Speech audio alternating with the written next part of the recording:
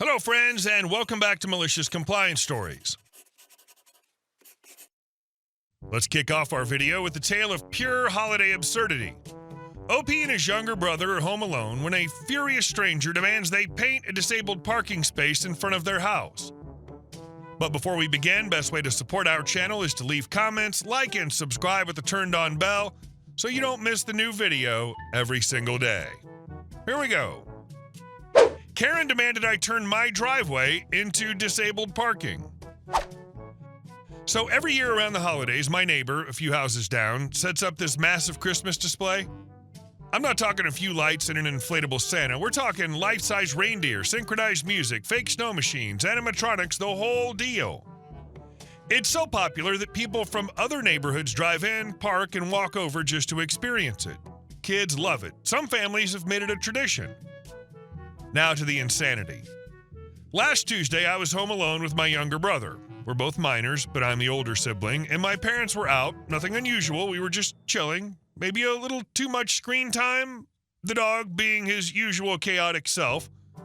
Then the doorbell rings. We get packages all the time, and sometimes my mom's friends drop things off. So I didn't think much of it. I opened the wooden door, but I always leave the screen door locked, just a habit. Standing on my porch is a woman I don't recognize, middle-aged, wearing a universal "I'm about to make a scene" expression. I politely ask if I can help her. Instead of a normal human response, she launches into a tirade. She starts off saying her husband is disabled and how they come every year to see the display down the street. Cool, I guess. Then she starts going off about how far away they had to park and how unacceptable that is and how we need to designate a handicap parking space right here in front of my house. What? I explain as calmly as I can that this is a normal residential street with limited parking, and there's literally no way we can set up a disabled spot, especially since it's public parking and I don't even own the road. Also, maybe bring this up with a neighbor hosting the display? Apparently that was the wrong answer. She goes full Karen mode, yelling that I'm an a-hole and uncaring and that she's going to report our neighborhood for not providing access. Again, I'm literally a teenager. What power does she think I have? I remind her that I'm not the one putting on the display and I'm not even legally an adult. I told her to take it up with the neighbor down the street if she's really that upset. That's when she pulls out her phone. She starts recording me through the screen door, saying she's going to show the footage to the police. And look, I've had a very bad experience in the past with being recorded without consent, so this sent me into full-on panic mode. I instinctively covered my face with my hand and told her to get off our property or I was calling the cops myself. She yells that she's going to call the police on me and my neighbor for not providing disabled access. Mind you, the lights are 4 houses down, and it's literally someone's private holiday display. At that point, I just shut the door in her face. She then tries to open the screen door, which thankfully was locked. I bolted the main door and told my brother to take the dog out back before he scratched the whole frame off trying to play protector. I told my brother we weren't going to tell our parents unless cops actually showed up. They can get super overprotective, and honestly, nothing was damaged, and she left, eventually. Thankfully, she didn't call the police, probably because she realized how absolutely insane she sounded. Haven't heard anything since, and no neighbors have brought up any similar stories, so either she learned her lesson or she's waiting in the shadows for next December. There's no way your neighborhood could put in wheelchair parking, even if it's just a homemade sign or something. There'd be no way to enforce the parking. To make a permanent spot, a homeowner has to be disabled and basically interviewed by the police/city/borough before it can be considered. And our second story. I became a ninja to hide from a scary woman. So a few weeks ago, I was shopping in a store called Uniqlo. It's a Japanese retail store that sells good quality clothing for a decent and sometimes pricey prices.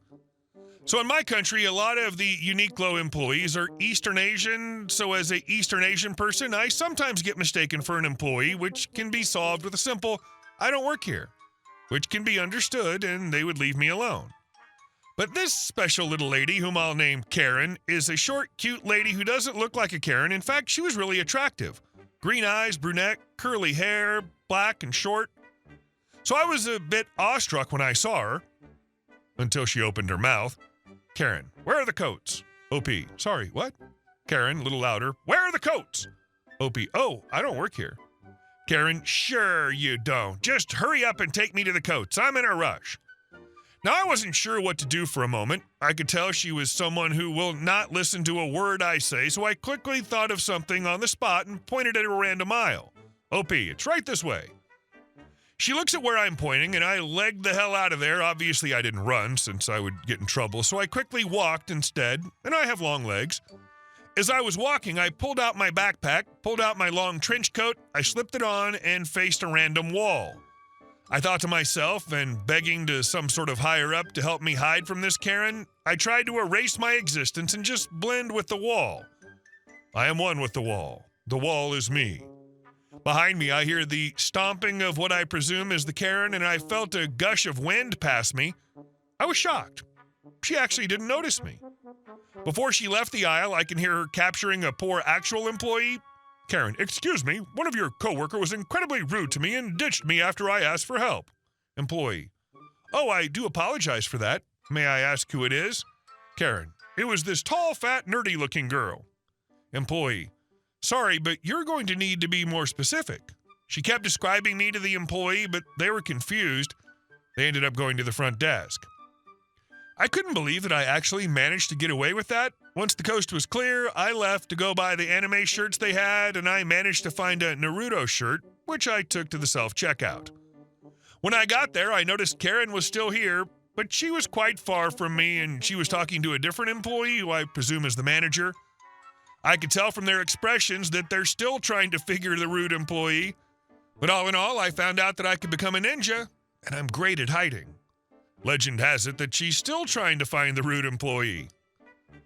A tall, fat, nerdy-looking girl? Be more specific? LOL. A person who does work here heard that kind of insulting description and basically said, narrow it down, that's all of us. And our last story. City techs met country fences. Spoiler, the fence won. Owning 150 acres of farmland isn't just a lifestyle, it's a full-time, dawn-to-dusk, sweat-under-your-nails kind of job. Every day brings a new surprise. Sometimes it's a busted irrigation pipe, sometimes it's a horse deciding the barn is too boring and hopping a fence like a show jumper. Other days, it's a chicken who suddenly decides death by tractor tire is a noble end. Between caring for cows, horses, goats, and keeping the chickens from offing themselves, my hands are full. So when I heard that Spectrum was rolling through our area to install new cable lines, I gave it exactly zero mental energy. I don't use them. I've got a contract with a small local provider, one that actually respects rural landowners and doesn't treat private property like open terrain in Mario Kart. Unfortunately, Spectrum didn't get that memo. Turns out their crew, in an effort to make their job easier, decided to cut straight across my land using four-wheelers. No heads up, no knock on the door, no posted notice. Just help themselves like my pasture was their shortcut to a burger joint. To make matters worse, they didn't just ride across, they cut through several sections of my fencing to do it. Let me repeat that. They cut my livestock fencing.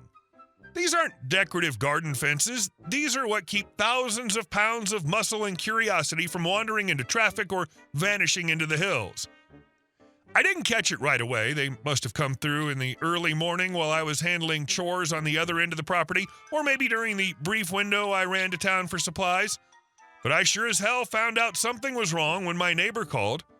Neighbor, hey, I think your cows are enjoying a morning stroll down County Road 14. Oh, great. Cue the panic. I drove out, and sure enough, I had 2 horses grazing near the tree line, a dozen cows getting way too cozy with the roadside ditch, and tire tracks in the mud like some ATV rally had just wrapped up. Spent the better part of 4 hours wrangling livestock back inside the perimeter with a couple of buddies, a lot of yelling, and even more cursing. Thank God none of them ended up on the highway. Once the cows were corralled and the horses were bribed back with treats, I took a slow, angry walk around the perimeter. That's when I spotted it. Freshly clipped wire fencing in multiple spots. Sharp, clean cuts. Not broken from animal force, not worn or sagging. This was done deliberately and recently. And there, like a calling card, was a stake near one of the entry points with a fresh Spectrum utility sticker on it. I was livid. So I started making calls. And let me tell you, trying to get to the right person at Spectrum's like trying to herd cats with a foghorn. I was bounced from department to department, put on hold enough times to memorize their elevator music, and eventually got transferred to a land agent. Finally, someone who could speak in complete sentences and understand what private property meant. I kept it calm but firm. I laid out exactly what had happened: unauthorized access, damage to my fencing, livestock endangerment, and the not-so-small matter of trespassing on clearly marked private land. I had photos, I had timestamps, I had hoof prints in the mud where they shouldn't be. I made it clear I wasn't just mad, I was documenting. To his credit, the land agent didn't try to gaslight or minimize. He scheduled a site visit and came out 2 days later. We walked the land together. I showed him the cut wires, the tire tracks, the fence lines, and of course that lovely utility marker with their name all over it. He took notes, snapped his own pictures, and assured me twice that he'd escalated immediately.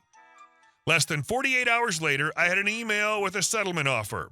Not just a "we'll fix it" kind of thing. This was a real offer. Full remediation for all fencing damaged, reimbursement for time and labor costs, a small cash payment for the hassle, and surprise, surprise, a formal apology letter from the subcontractor who did the job.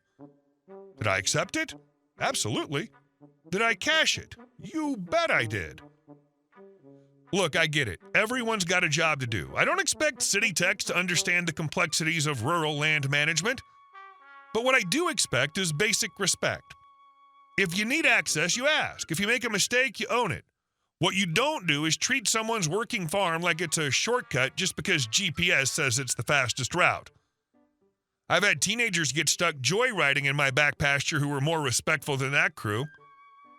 Lesson learned. Fences don't just keep the animals in, they also help keep billion-dollar telecoms from pretending your property is theirs for the taking. Next time someone thinks about driving across my land uninvited, they might want to consider that a cow's opinion doesn't matter, but mine sure as hell does. I'd be just as livid. You've poured your life into that land, your livestock, your livelihood, and to have a giant corporation treat it like an open trail is crazy. In rural country or the heart of the city, respect for property lines is non-negotiable. Hey guys, thank you all for watching the video. I'll see you in the next one.